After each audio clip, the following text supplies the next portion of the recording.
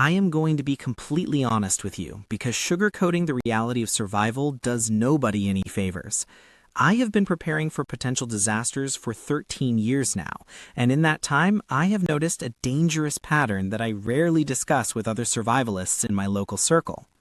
While the vast majority of the community is rushing to the warehouse clubs to load up on the exact same sacks of white rice, bags of pinto beans, and expensive freeze-dried meals, I have been quietly taking a different path.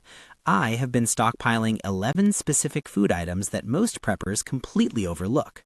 When the last major supply chain disruption occurred, we all witnessed how fragile the system truly is. The standard survival foods that everyone blogs about vanished from the shelves in a matter of hours.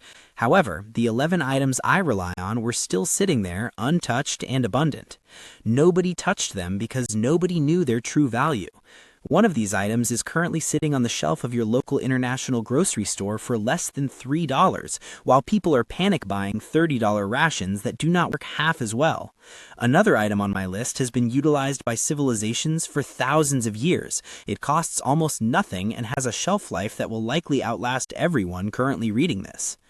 Here is the reality that nobody wants to talk about in the preparedness community.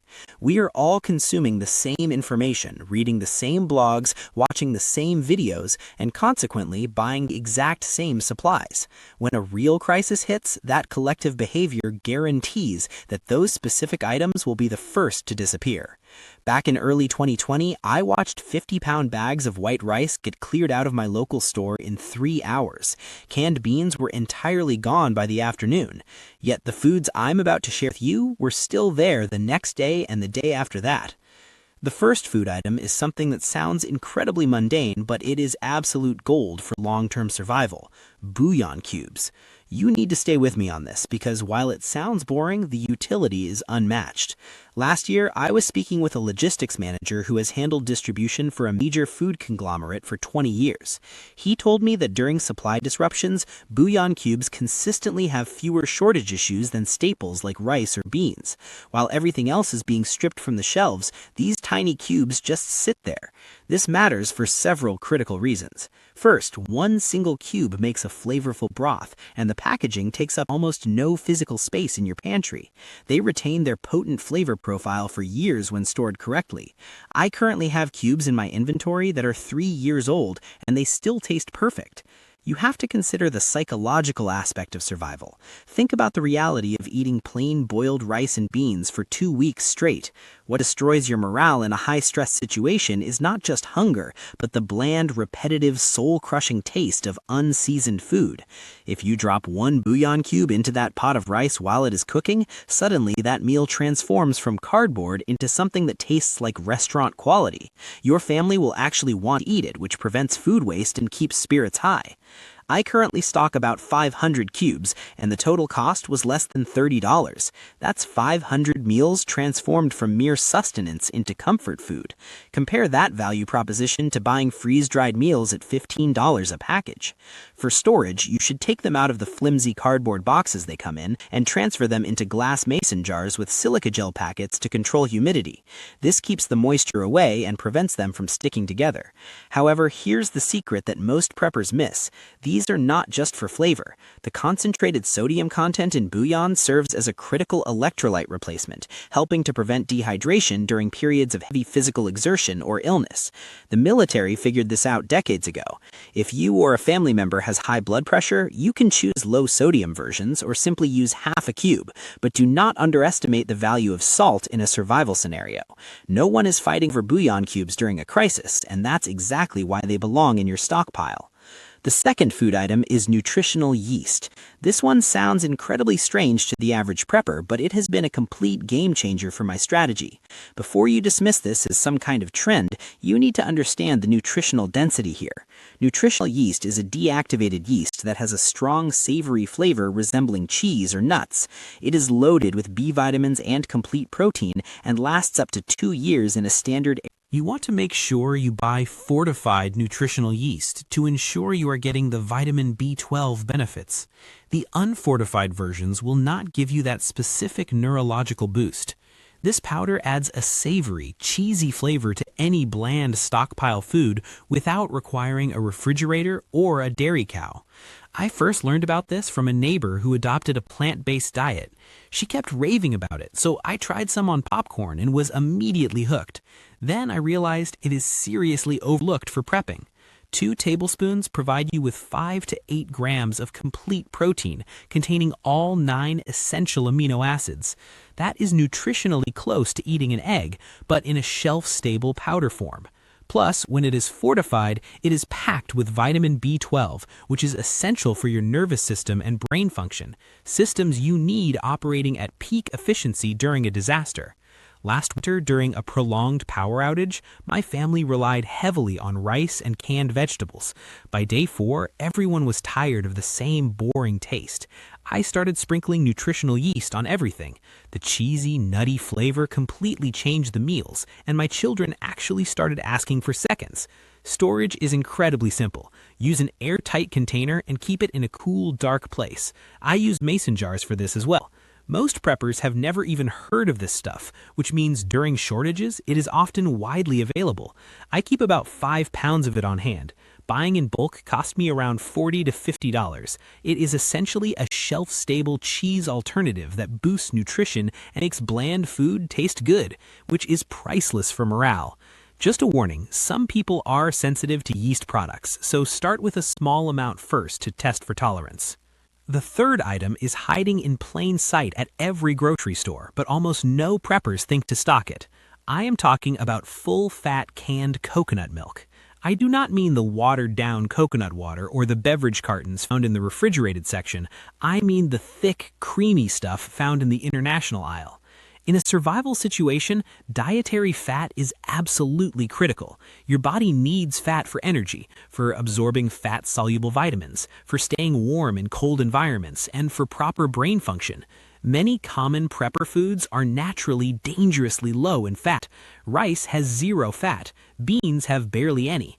1 cup of canned coconut milk contains roughly 48 to 57 grams of healthy fats. Most of this comes in the form of medium-chain triglycerides, which your body processes differently than other fats, turning them into immediate energy. That is serious fuel. I learned the importance of this the hard way during a winter camping trip 3 years ago. After 3 days of eating nothing but rice and beans in the freezing cold, my group was exhausted, shivering, and unable to think straight. My companion pulled out a can of coconut milk, heated it up with the rice, and within an hour we all felt human again. The fat content literally saved us. It is incredibly versatile as well. You can add it to rice for creaminess, stir it into soups to significantly boost the calorie count, or drink it straight for instant energy. It is shelf-stable for 2 to 3 years, with some cans lasting up to 5 years if stored in a cool basement. I have cans that are 3 years old and are still perfect. A great survival hack is using it to stretch meals. 1 cup of rice feeding 2 people becomes significantly more filling and satiating when you add half a can of rich coconut milk. An average can costs about $2, sometimes less if you shop at Asian markets. For that amount of healthy fat calories, the value is incredible. Always look for cans that are free from BPA linings, and do not confuse this with the sweetened cream of coconut used for cocktails. During shortages, most Americans do not raid the international aisle. While the main canned goods sections are stripped bare, those Asian and Latin aisles often stay fully stocked. Item number 4 made me completely rethink my entire fat storage strategy. It is ghee. Ghee is clarified butter that has been used in Indian cooking for thousands of years. Regular butter requires refrigeration and goes rancid quickly because of the water and milk solids it contains. Ghee does not have this problem. When you remove the milk solids and water during the clarification process, you create pure butter fat that is shelf-stable at room temperature for months, even a year or more. 1 tablespoon packs about 14 grams of fat and 120 calories. When you are rationing food, that concentrated energy density matters immensely. You can drop a spoonful into rice, spread it on bread, use it to saute vegetables, or even add it to coffee for sustained. A major bonus is that ghee does not contain water, which prevents bacterial growth and makes it perfect when water is scarce. Store-bought ghee in a sealed jar lasts 12 to 18 months at room temperature, and significantly longer if you eventually have access to refrigeration. At around $10 to $15 per jar, it is pricier than vegetable oil, but the convenience, taste, and nutritional profile make it worth the investment. Last summer, during a week-long power outage when our refrigerator was down, I pulled out the ghee. We cooked eggs, flavored our rice, and made flatbreads. It transformed basic ingredients into normal, comforting meals. Keep your ghee in a dark, cool place and always use a clean spoon every time you dip into the jar to prevent introducing bacteria. Properly stored ghee should smell nutty and pleasant, not sour. During a crisis, while others mourn their spoiled butter, you will have months of premium cooking fat ready to use. The fifth food on my list is dried lentils, but specifically, I advocate for stocking multiple varieties. Most preppers grab a bag of generic brown lentils and call it done. That is a mistake. Different lentils have different properties. Red lentils cook in about 15 minutes and break down into a mush, which makes them perfect for thickening soups and stews. Green and brown lentils hold their shape well, making them great for salads or side dishes. Black lentils are tiny, cook quickly, and have a robust texture. Lentils pack about 18 grams of protein per cooked cup, and they are loaded with fiber, iron, and folate. They're one of the most nutritionally complete plant foods you can store. The real genius of lentils, however, is the cooking time and water efficiency. Unlike beans, which need soaking overnight and hours of cooking, most lentils are ready in 20 to 30 minutes without any prior soaking. In a situation where fuel is scarce, like a grid-down scenario where you're cooking on a camping stove with limited propane, that efficiency is critical. Lentils need about 2 to 3 cups of water per cup of dry lentils, so plan your water storage accordingly. During a 30-day stockpile test I conducted, by week 2, I was sick of beans taking forever to cook. Then I switched to red lentils. 15 minutes from bag to bowl was a total game changer. The shelf life is excellent. They last 2 to 3 years in the original packaging, but if you transfer them to airtight containers with oxygen absorbers, they will last 10 to 15 years or more. I keep about 50 pounds across different varieties for less than $60. That represents hundreds of high-protein meals that cook fast and offer variety. Always mark your containers with dates and use a first-in, first-out rotation system so nothing goes to waste. Food number 6 is sea salt bought in bulk. This one sounds obvious, but most preppers grossly underestimate how much salt they will actually need. Salt is not just flavor, it is essential for electrolyte balance, food preservation, and even wound care. Your body cannot function without sodium and chloride. A family of 4 goes through way more than you think, especially when you start cooking from scratch, preserving vegetables from the garden, making fermented foods, and replacing electrolytes lost during hard physical labor. You need to think in terms of pounds, not ounces. I stock about 25 pounds, which cost me around $30. That might sound like overkill until you realize salt has been used as currency for thousands of years because it is that valuable to human survival. Salt absorbs moisture, so you must store it in airtight containers, preferably food-grade buckets with lids to keep it dry. You can add a few grains of rice to the container to help absorb any ambient moisture. The shelf life is indefinite. If kept dry, salt literally does not go bad. It's a mineral. In a real scenario, when the power goes out and you cannot refrigerate meat, you need salt to cure it. When you're working hard in the heat, you need salt to prevent dehydration and hyponatremia. If you want to make sauerkraut or pickles to preserve your harvest, you need salt. For reference, for food preservation, you typically use 3 tablespoons of salt per quart of water. For electrolyte replacement, use a 1/4 teaspoon per liter of water. Most preppers have one tiny shaker that will last 3 days in a real emergency. Stock bulk sea salt and you have a multi-use survival tool that never expires. Number 7 is quality instant noodles from an Asian grocery store. And I'm not talking about those cheap 25-cent ramen packs you see in American supermarkets. 2 years ago, I did a 30-day test run, actually eating my stockpile. By day 12, I was so sick of rice and beans that I almost gave up. My wife was cranky and the kids were complaining constantly. Then I remembered these noodle blocks I had bought from an Asian market. It was a massive morale boost. Here is what makes these different. First, the noodle quality is substantial. They are often wheat-based or egg-based with actual nutritional value. Some varieties pack 6 to 8 grams of protein per serving. But the real magic is the seasoning packets. These contain complex spice blends, dried vegetables, real mushroom powder, genuine soup bases, and varied flavors like curry, seafood, or spicy beef. In a real emergency, when you are eating the same thing for weeks, morale matters more than you think. There is a sodium warning here as they are very high in sodium, ranging from 800 to 1500 milligrams per serving. If you have high blood pressure, use only half the seasoning packet. I keep about 100 blocks for around $75 to $100 sourced from Asian markets. Each block provides a full meal, takes 3 minutes to prepare, requires minimal water, about 2 cups, and the variety keeps you sane.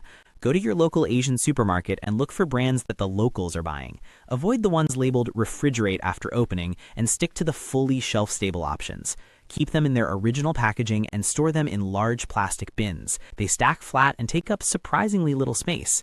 During actual shortages, nobody thinks to panic buy at Asian grocery stores. While other shelves are stripped bare, these markets often stay fully stocked. Check the dates every 6 months, use the oldest ones first, and replace them. Item number 8 is tiny but mighty, chia seeds. Yes, the same seeds from the famous Clay Pet commercials. Chia seeds are one of the most nutrient-dense foods you can stockpile. 2 tablespoons contain 4 grams of protein, 11 grams of fiber, omega-3 fatty acids, calcium, and iron. But here is the survival application most people miss.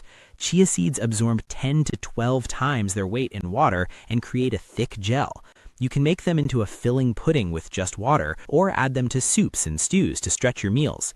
In a survival situation where you need to stay full on limited food, chia seeds are your secret weapon.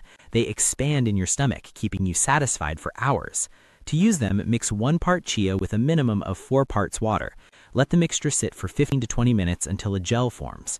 The shelf life is impressive. Kept in an airtight container in a cool, dark place, they last 2 to 4 years. If you put them in the freezer, they last 4 to 5 years or more. I discovered this trick while backpacking. I needed high nutrition with minimal weight. 2 tablespoons of seeds plus some water provided a meal that kept me going for hours. I keep about 10 pounds for around $60 when buying in bulk. That is hundreds of servings of nutrient-dense food taking up minimal space. You can eat chia dry, sprinkle it on anything, make chia pudding, add it to smoothies, or use it as an egg replacer for baking by mixing 1 teaspoon of chia with 3 tablespoons of water. You can even stir it into oatmeal to boost the fiber content. Food number 9 is something most preppers have never heard of, but survivalists have used it for decades. Textured vegetable protein, also known as TVP. This is dehydrated soy protein that comes in chunks or granules. It is incredibly lightweight, lasts for years, and when rehydrated, it has the texture of ground meat. I discovered it while researching how long-distance hikers manage protein intake on the trail. They cannot carry heavy cans of beef, so they use TVP. 1 pound of dried TVP rehydrates to equal about 2 to 3 pounds of ground meat equivalent. When stored in airtight containers with oxygen absorbers, TVP lasts 5 to 10 years, with some people claiming it stays good for up to 15 years. The protein content is impressive, offering about 12 grams per quarter cup dry serving. TVP needs about 7/8 of a cup of hot water or broth for each 1 cup of dry granules. You let it soak for 10 minutes until it reaches a meat-like texture. You can then use it in chili, tacos, spaghetti sauce, or anywhere else you typically use ground meat. The cost is unbeatable. A 1 pound bag runs about $6 and makes the equivalent of 2 to 3 pounds of meat. Compare that to freeze-dried meat, which can cost $20 per pouch. I keep about 20 pounds in my supply. That is equivalent to 40 to 60 pounds of ground meat, taking up a fraction of the space and costing a fraction of the price. Transfer it from the original bag into Mylar bags with oxygen absorbers or into food-grade buckets. Keep it cool and dry and away from heat.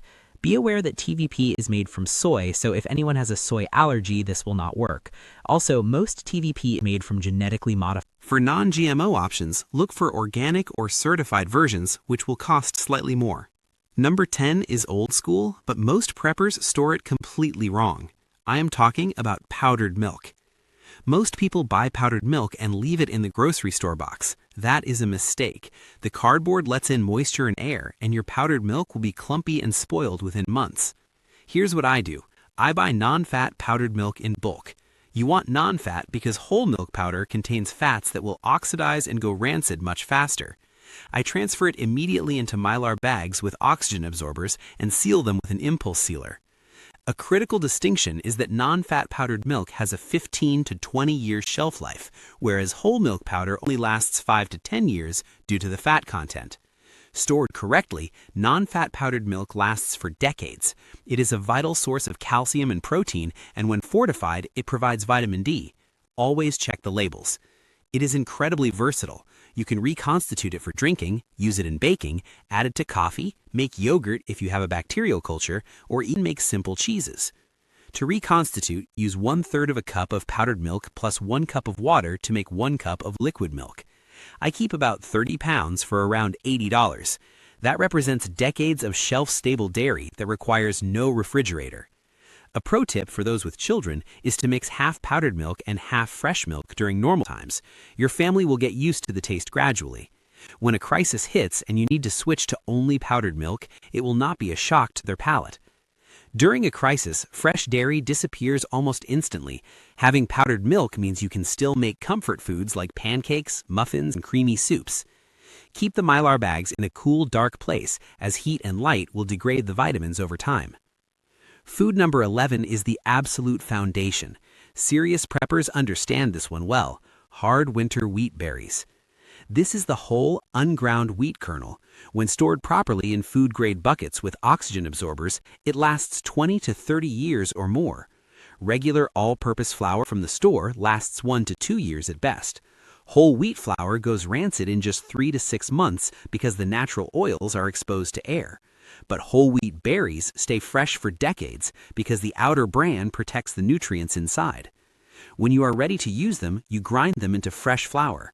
The nutrition of freshly ground flour is incomparable to store-bought. All the vitamins, minerals, and healthy fats remain intact.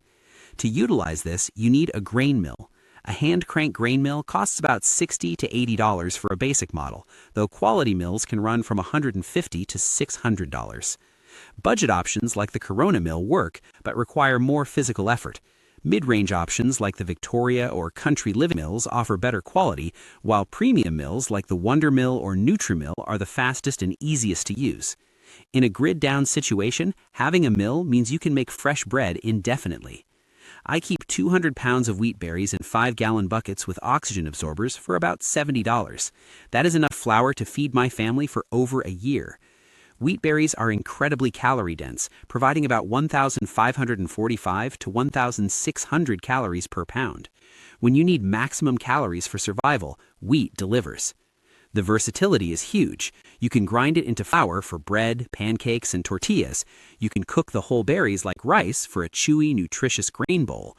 You can even sprout them to create fresh greens in the winter or grow wheatgrass for juicing.